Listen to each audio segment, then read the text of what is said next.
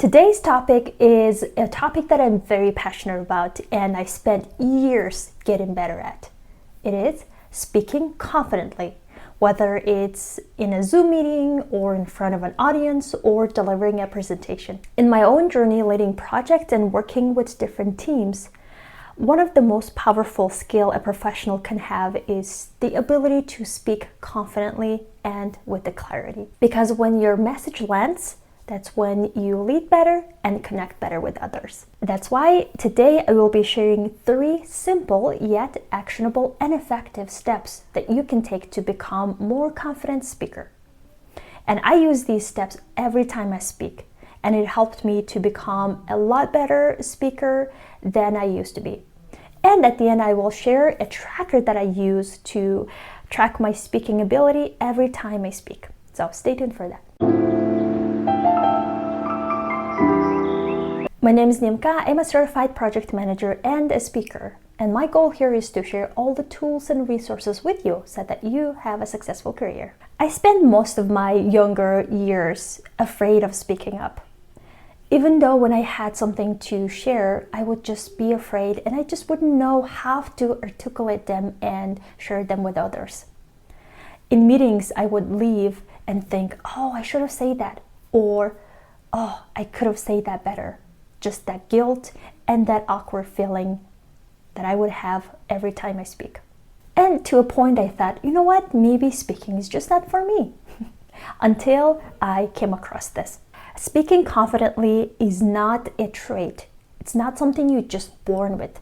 It's a skill that you learn and you get better by practicing. Most people, including myself, don't struggle with what to say. It's about how to say it and how to share my thoughts and ideas effectively, and the fear of judgment. Because the fear of sounding boring or unqualified or awkward is all in our head that makes us to be a less confident speaker. That is why we need actionable steps to help us practice and get better every time. So let's get to it. Number 1, clarifying the goal in terms of speaking. And I feel like this is something most people skip. What does success look like for you in terms of speaking? Whether it's raising more hands in Zoom meetings or in Teams meetings, or speaking more confidently during presentations, or being able to tell more stories, or being able to simplify those technical terms so that people engage and understand you more. So if you don't know your goal, it is hard to measure your growth. That's why it's very important to know exactly what it is, the goal that you have in mind. In my early days, my goal was, it's just not stumble on my words. And it wasn't really a goal. It's more like a response to a fear, right? I'm afraid of speaking, so I better just say something that I don't sound stupid. But now I intentionally ask myself, what is the goal of this speech? And what is the end goal? What are we trying to accomplish? And how I need to show up. Once you define your version of the success, it becomes easier to measure and grow. Number 2, practice out loud in low stakes and safe environment. I know what you're thinking. Well, is that really the important part of the whole speaking? Because yes, we can always practice. But you know what? I wish I could tell you there is this magic thing that you can do to become a better speaker. But really, the whole idea of all of this is that you need to practice almost every single day and show up and do the work to become a better speaker. That's why practicing is such an important step.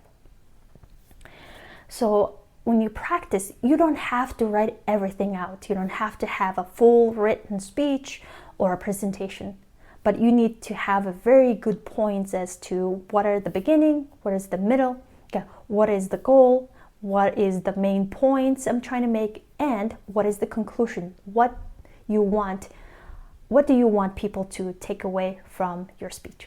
And plus, you don't have to be in front of an audience to practice and become better at speaking. You can do at home by yourself, just record yourself on the phone and watch yourself how you're doing in terms of body language, your voice, or how you're presenting your main points. So for me, for example, I like to practice my speeches in the most casual way. For example, when I fold my laundry, I would just have my speech in front of me and I would just practice. And I know there's an advice of speaking in front of a mirror. I personally find it a little bit distracting because when I speak, I look at myself constantly and I would just judge myself every second, like, hey, what was that hand gesture? Or what's that facial expression? That looks kind of silly. But the really thing is that when we speak in front of audience, we don't speak to ourselves, we speak to an audience. So it's not really helpful to look at myself in the mirror every time I try to practice my speech. But everybody has a different way of practicing, so whatever works for you is the best way. With the practicing, we cannot ignore the fact that it is incredibly awkward to hear ourselves talk. And I don't know about you, but when I started speaking, when I hear my recording, I would just cringe. Just every second feels like, oh my God. But it is just something that we have to get over and get better at. So over time, when I hear myself speak more and learn that I'm making a progress, it actually gotten better. Number 3, track and reflect. And this actually changed everything for me. And it is kind of related to the point 2, which is practice, right? Now, tracking that practice and measuring how much of progress I'm making every time when I speak. Every time I speak, whether it's a meeting or a speech or video like this, I usually sit down for a couple of minutes and write down the things that I did well, things that I can do better next time, and how confident I felt. And even like receiving a feedback from a mentor or evaluator or somebody that have a very good speaking skills is also a very good idea. I use a simple tracker in Google Sheets, and it has been incredibly helpful because not only I track my speaking, I also have goals and milestones in there so that I can come back to it and track my progress as I go. And I will share the tracker in the description box of this video, so feel free to download and use it on your own. All right, let's take a look at the tracker that I use to prepare my speeches and presentations. So on the first tab here, as you can see, there are 3 tabs. Now on the first tab, I have my objectives and milestones. So what are my goals and what are my milestones that I want to track, and what are the target dates, and whether it's high priority or something I can do on my free time. And of course, the status. As a project manager, we got to make sure that got to have the status of the progress. Okay, so the goal for me, for example, is to improve my speaking confidence. So that means I would deliver more speeches, speak up at meetings more often, speak without any notes. And I have my target date, so that's what my example is. And then the practice log. So this is my favorite part. So here, I write down at least one activity a week. I mean, there are several activities, but the one that stood out to me the most, I would write it down. So for example, this is for the month of March. My activities once a week, track my confidence, whether I felt confident or not so much. So I would track that. And then what went well and what can I do better next time. And most important part is what action I'm going to take next time to be better than that I did this time.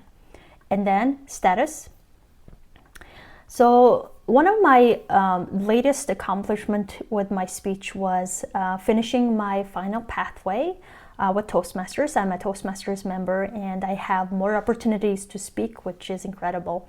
And during that speech, I was able to get a feedback from an evaluator. So my evaluator write down what went well and what can I do better next time. So I tracked everything here, and again, next step, how can I do better next time? On the third tab here, this is all about the resources. So the videos that I watched and the reading resources, books and articles, and affirmation or a word of encouragement that I usually tell myself before or after speaking. This just gives me a good confidence to show up with an intention and be more present. For the books and resources, I have the links in the back, so feel free to take a look at them. And like I said, this document will be attached in the description box of this video, so feel free to download and use it. Okay, so this is the tracker I use to measure my progress and make sure that I write everything down. Here's the final takeaway. So be sure to have a very clear goal as to what success looks like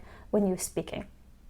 and practice and track your progress, because those small steps add up and help you to become a successful speaker, presenter, and a leader. I will leave you with one last bonus tip. There is a study done at Harvard about pre-performance anxiety versus excitement. When we have an anxiety, let's say before speaking in front of an audience, or where we're excited about something, the physiological response is the same. The heart racing, the hands are shaking, those are similar. So what it tells us is that when we're anxious about speaking in front of people, we could tell ourselves, hey, this is not anxiety, this is not stress, I'm actually excited. So it's a little mental change, and our brain doesn't know. Our brain doesn't know whether we're anxious or excited, so we could just manipulate it a little bit and bring a more positive outcome to our speaking engagement. So next time, instead of, oh, I'm so anxious or I'm so afraid, just say, hey, I'm very excited that this presentation is going to happen. All right, well, I hope that you found today's video helpful. And if you are interested in learning more about project management, productivity, career growth, be sure to follow along, and I will see you next time.